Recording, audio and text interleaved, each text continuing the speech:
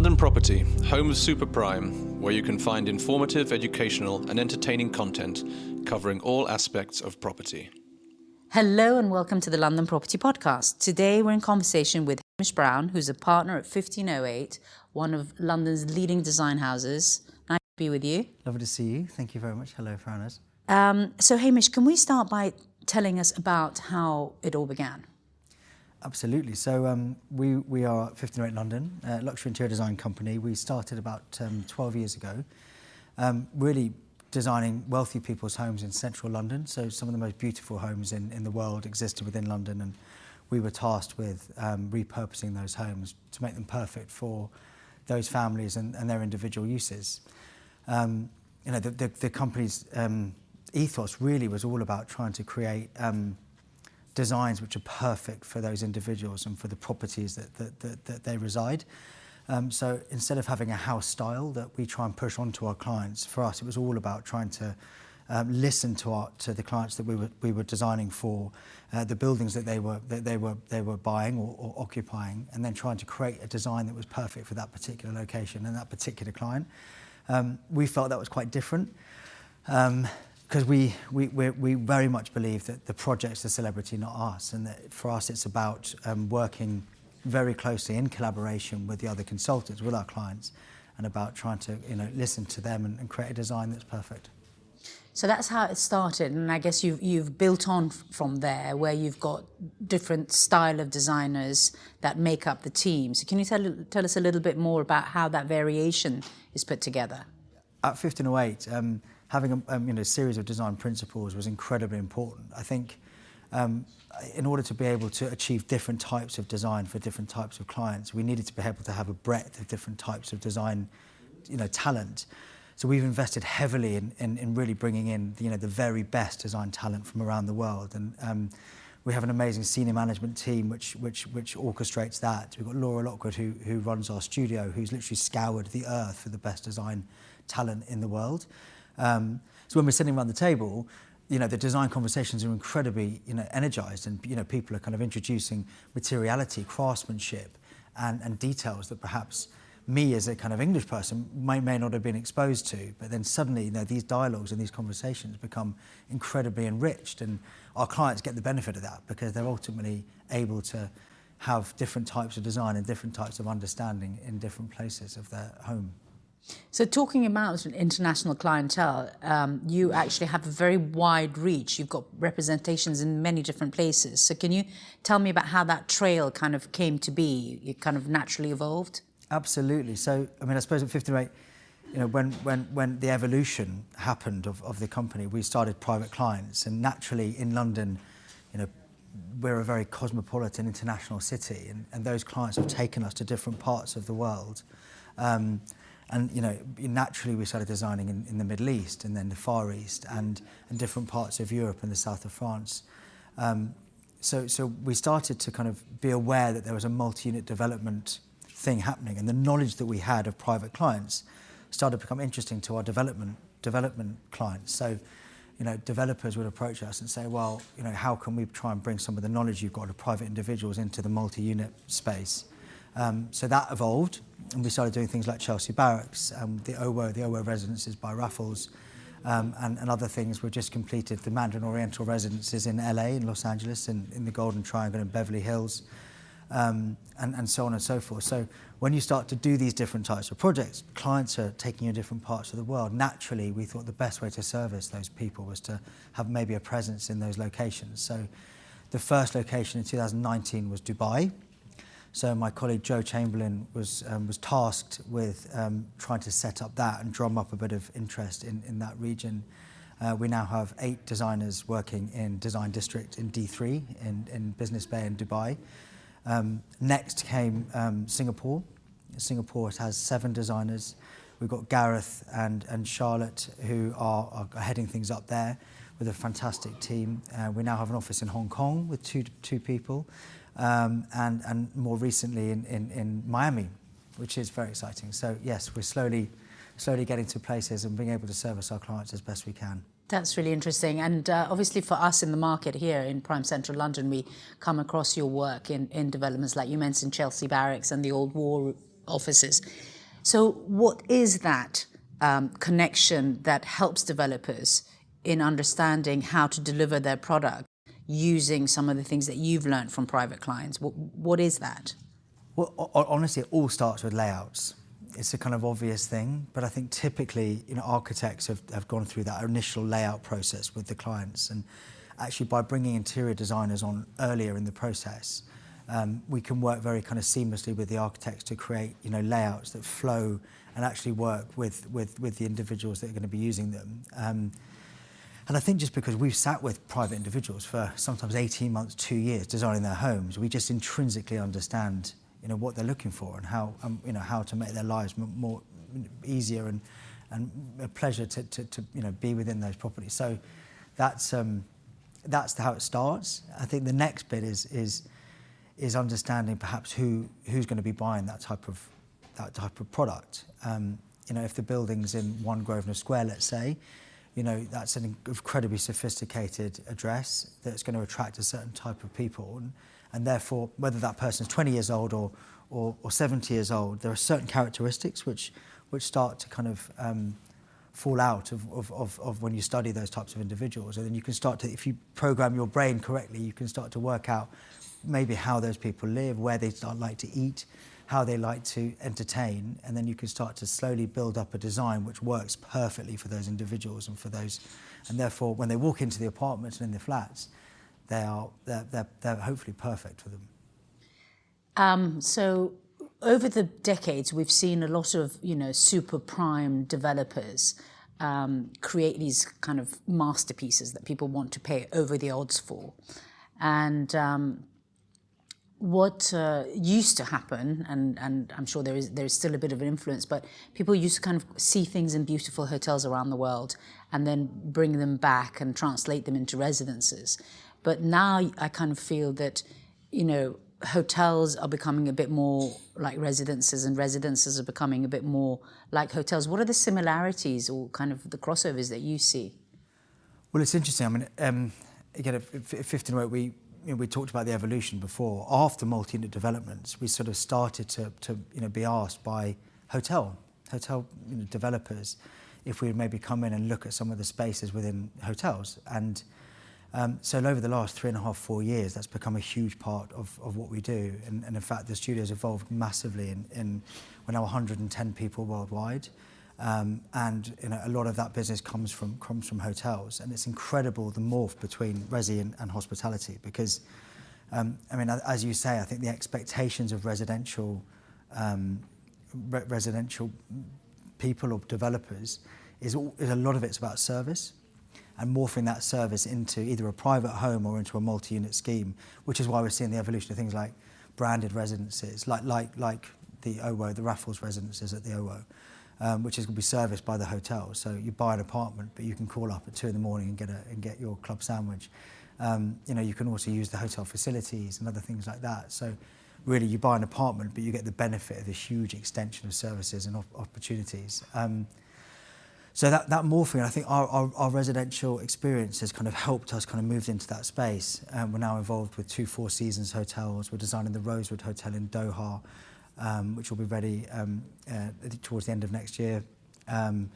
We've got an Intercontinental in Seoul. We did the Carlton Towers here in Knightsbridge in London, which has just recently finished. So it's been a really interesting kind of transition between residential and hospitality.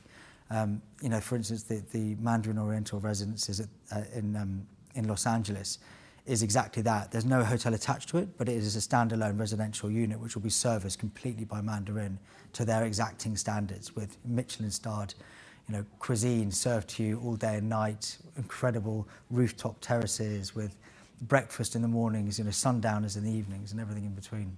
So there's no hotel there, it's just purely residences? Purely residential, yeah.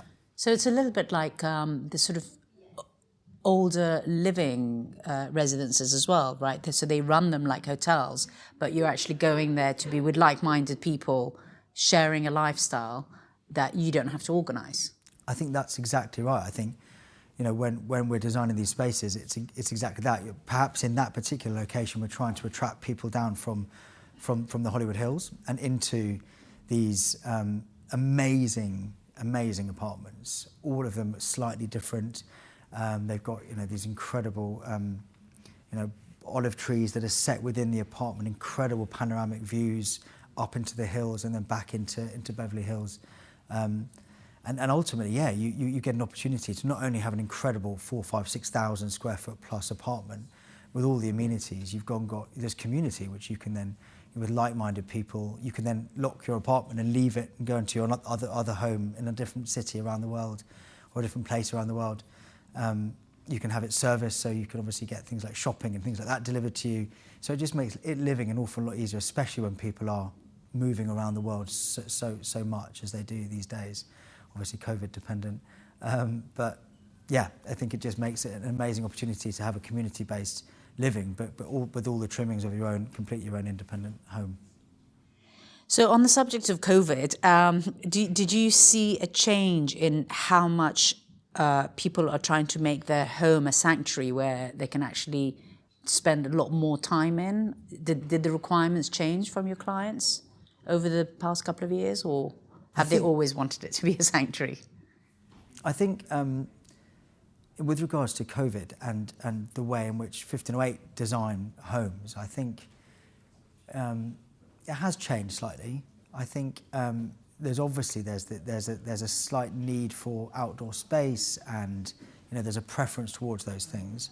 Perhaps the types of projects that we're being asked to do are more geared towards larger, sprawling villas in places where there's more space. I think you know the reality is, you know, the types of projects that we've been involved in, or fortunate to be involved in, you know, are often quite big anyway. So therefore, there's obviously different types of spaces that you know clients can have and use. But I think we're adaptable, and I think people are going to bounce back. And I think although people have got a mind's eye on you know what the impact of COVID has been in terms of having your own independent space, you know, where maybe dad can go somewhere, mum can go somewhere, children can go somewhere else, and then we can all have our independent space within a home. I think people have always felt that, you know, this is a phase perhaps, and you know we'll move through it. I do, however, think that you know there is a bigger move which has been happening anyway, which perhaps COVID has sped up a little bit, is just wellness generally. I think you know previously where we've talked about wine cellars and whiskey rooms and all of those things, they're still there, but we've got clients now talking about tea bars and tea stations, and you know about herb gardens. And I think you know where you know clients would have private chefs come into their homes, they now want to engage with those people, perhaps cook themselves as well, and really kind of think about what they're eating, think about how they're living, and about that kind of 360 wellness aspect. Whether it be how they sleep. You know, we're designing more morning rooms, which is, you know, there is this thing of win the morning, win the day, you know, where you can potentially read a book, meditate. There are certain kind of rituals that people can do in the morning to set themselves up to ensure that they, you know, have the most successful life that they can lead. That doesn't preclude having fun, but it just means that you're kind of managing and designing spaces that allow for all of those different functions throughout the day. Yeah, I need one of those. And what about technology? I guess that's kind of always evolving in these homes, and how smart they need to be and what you need to be doing with them from remote locations. Yeah, technology is a funny one. I think we're all become so au fait with technology that it's become part of our natural life. I think there's you know, you might have heard this 1,000 times, but less is more. I think there's kind of big dashboard type, you know, systems where you walk into a home and there's 1,000 buttons that need to be pressed to switch a light on. I think those days are probably gone for the moment, and I think people want simplicity, but with all the function behind that simplicity. So, you know, for us, it's about you know really working hard with our AV partners to come up with solutions which you know simplify the usability, but have all the kind of functional needs you know behind it. Security, I think cyber security is a huge one. You know, especially now, I think you know all of those things just need to be considered as part of the design process. So if you're living in a Mandarin Oriental residences and you've got your super mansion in a rural location where you can relax, you definitely need a boat too, I imagine. So you've been doing some boat interiors, or you've? We have. I mean, we've. Yeah, we've always, it's funny, you know, a bit like when we moved into hospitality and we moved into multi-unit residential, you know, the design team that we have at 1508 have got huge amounts of experience.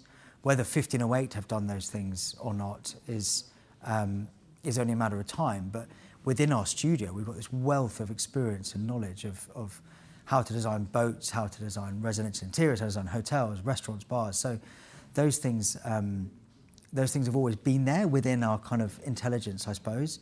But yes, recently we have been involved in some yachts, which I can't really say too much about, although there is a very exciting multi-apartment boat called Nord, which will be launched or is being talked about now, which has got a series of extraordinary apartments on it. And the boat sort of circumnavigates the world, you know, and so one day you can walk out onto your balcony, again, an apartment of about 8,000 square foot, huge apartments. Wow. With its own balcony, and you can go and look out and watch polar bears on the ice caps, and then the next minute you can be scuba diving, you know, or be your helicopter could take you off and heli skiing, or you could be eating whale meat with the Inuits, or you know, mountain biking down the Andes. So these incredible kind of visceral, real experiences, which I think goes to show this kind of wellness and where people are wanting to be. But this boat Nord is extraordinary, so we're involved in some aspects of that. That's fantastic. And I guess, you know, the people who own mega mansions are investors in hospitality and, you know, likewise. So one client's requirements can lead you into other areas. They could buy a plane and a boat and a hotel and then need your services. So you've got the ability to basically follow your client's requirements when you talk about morphing. Absolutely. I think it's funny. People put people in boxes. I think generally that's what we do as humans. We sort of say they do that and they're good at that and that's how they will work. The reality is, I think as designers, we've always been quite good at being adaptive and answering questions. You know, and as designers, we work for people. We have clients, and therefore we answer to people, and we have to listen to what they want. And at 1508, because we don't have this house style, and our whole ethos is about really listening to our clients, you know, we have to have had a really good breadth of design knowledge, whether it be from classicism to modernism and everything in between. So we love the idea that a client can work with us on an apartment in London and then buy an apartment in New York and have a completely different design experience because it's in New York and their needs are different in that particular location. Similarly, if they buy an aeroplane or if they buy a boat, you know, we're able to then turn our hand to that and give them a different experience. Hopefully, you know, with the knowledge that they're safe, they feel okay, they understand our process, they understand us, you know, they know where we are, and therefore they're not having to relearn things when they're already dealing with their busy lives. They can come to us and know that they're in safe hands, but we'll get exquisite design, you know, tailored specifically to that particular project. Fantastic. And what's next for 1508? Well, my partner Stuart and I have been sort of growing the studio steadily, and you know, over the course of the last year, we've expanded into new locations. I talked about Dubai, Hong Kong, Singapore, and Miami. I think the real focus is about finding, you know, new design talent that can really service our clients the best way possible. And now we're genuinely international. That's very exciting because we're now not just looking at a pool of designers in London, we're now looking at a pool of designers literally globally, which means that we can give our clients the very best design team that anyone's ever seen, I think. And that remains the highest priority, is investing in, you know, our people and ensuring that we're able to deliver the best designs possible internationally. Fantastic. And I won't ask you about how boring it's been to try and get supplies with COVID. I think everyone's just really bored of that. But your furniture partnerships, they're, I guess, like your designers, you partner up with all sorts of people when it comes to furniture. We do. We have a dedicated procurement company, which is independent of 1508, which really looks after clients independently of us. I think when procurement of furniture is within design and within a design company, sometimes there can be conflict. So we deliberately set it apart so that it was able to function independently. And that company, its ethos is about being global knowledge of suppliers. We've got fascination with rugs, particularly at the moment, from some of the women in the Afghanistan mountains who make these incredible rugs. And our job is to know who they are so we can bring that knowledge to our clients. It's easy to go to a shop and buy furniture, but to be able to show our clients different types of materials from different parts of the world, that's really where if you come to us, you're able to then tap into that knowledge base. And Act One Global, the company that I'm talking about, is unbelievably good at sourcing the most unbelievable product from around the world. And really it's about value. If a chair's £100, another chair's £100, which one would you buy? You'd buy the one that's better. It's got better quality, better materials. They're both £100. So the value is in that one. So our job is to find the best products, the best materials, the best finishes at the best price. And that's what they do unbelievably. Fantastic. And is there something that comes to mind as the most unusual thing you've ever designed for a private home? There's lots of amazing things. We're honestly challenged every day with our clients. I think that's one of the beauties of designing for private clients, is that you can really explore people's imaginations, right? And you can design things that they're thinking of. When you're designing for a hotel or for multi-unit residential, there are certain conformities that you have to be governed by, because there's a more of a normal approach to designing. When it's someone's individual, they've made a lot of money, they've done well, and they've actually want to explore and to create something that's totally unique for them, you get to do some interesting things. A 4-poster bed for a dog, that was quite interesting. I could go on talking to you forever, but there is one thing I forgot to ask you when we were speaking about hospitality, and that is, I imagine that the way they design things and the way that the hotel's customers expect things of is evolved, because I heard an awful lot goes into the investment of what goes into lobbies. Yes. And that's, I guess, it's the first place that people come. I mean, is there something in hospitality that you've noticed that has really changed in the last decade? Yeah, do you know what? Hospitality is one of the fastest moving industries I've been a part of, because they are constantly looking for, the next thing to be able to outbeat their competition and provide incredible experiences for their guests.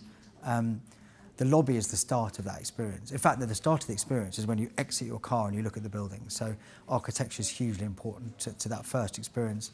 What your handle touches when you open the door, or what the person is wearing, as they greet you. Those are all form part of that initial experience.